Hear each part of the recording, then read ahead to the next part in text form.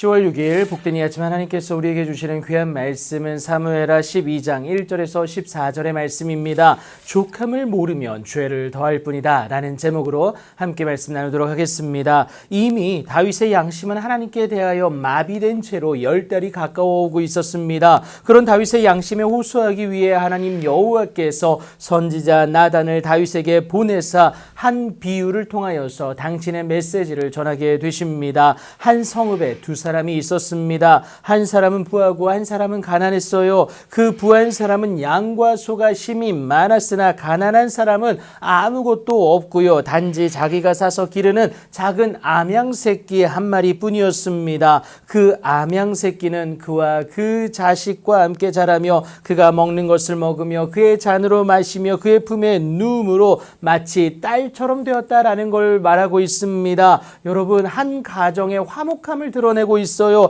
그런데 어떤 행인이 그 부자에게 찾아옵니다. 바로 욕심이었어요. 부자가 자기에게 온 행인을 위하여서 자기의 양과 소는 오히려 아껴 잡지 아니하고요. 가난한 사람의 그 양 새끼를 빼앗아다가 자기에게 온 사람을 위하여 잡았다라는 겁니다. 누가 들어도 불합리한 처사 아닙니까? 이것을 용인한다는 것은 그 공동체의 무너짐을 속히 가져오는 일이 될 것은 분명했습니다. 그래서 다윗이 그 사람으로 말미암아 노하여 나단에게 말하는 것이 여호와의 살아계심을 두고 맹세하노니 이 일을 행한 그 사람은 마땅히 죽어야 된다라고 단언하게 됩니다. 정작 자신인 줄을 모르고 스스로를 정죄하는 다윗인데 미련하기까지 하다라는 거예요. 그 순간 청천벽력과도 같은 나단 선지자의 발언이 뿜어져 나오는데 바로 당신이 그 사람이다라는 겁니다. 그리고는 그런 다윗을 향한 하나님의 분명한 메시지를 전하게 되는데요. 내가 너를 이스라엘 왕으로 기름 붓기 위하여 너를 사울의 손에서 구원하지 않았느냐? 내 주인의 집을 내게 주고 내 주인의 아내들을 내 품에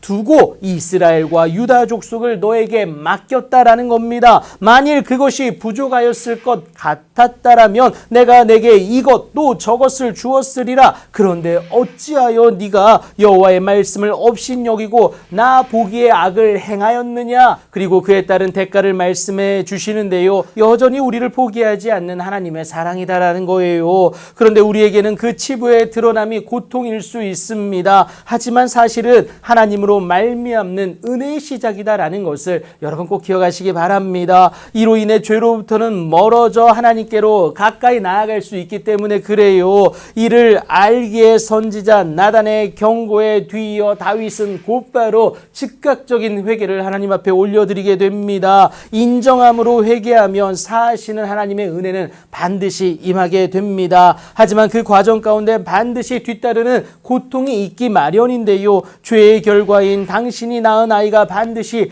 죽으리라는 그 메시지가 다윗에게 전해집니다. 이미 하나님을 가진 다윗의 이 일로 말미암아 여호와의 원수가 크게 비방할 거리를 얻게 되지 않았습니까? 그런데 아무런 조치가 없는 하나님이라면 그저 우리가 원하는 좋은 일만 해주는 우상과 다를 바가 없다라는 거예요. 하지만 우리 하나님은 절대 우상이 아니라 만군의 여호와 하나님이 되십니다. 그렇다면 하나님의 공의는 온전히 세워져야 하고요. 그래서 그 죄에 따른 대가는 주어질 수밖에 없다라는 거예요. 하지만 이 과정 가운데 고난당한 것이 내게 유익일 수 있는 것은 이를 통해 배워진 주의 율례들로 인하여서 하나님께 더 가까이 갈 수 있기 때문에 그렇습니다. 그 가까이함의 시작이 바로 회개입니다. 아무리 하나님 마음에 꼭 맞는 자였을지라도 하나님 주신 것에 대해서 족한 줄 알고 감사하지 않으면 언제든 죄 앞에 무너질 수밖에 없습니다.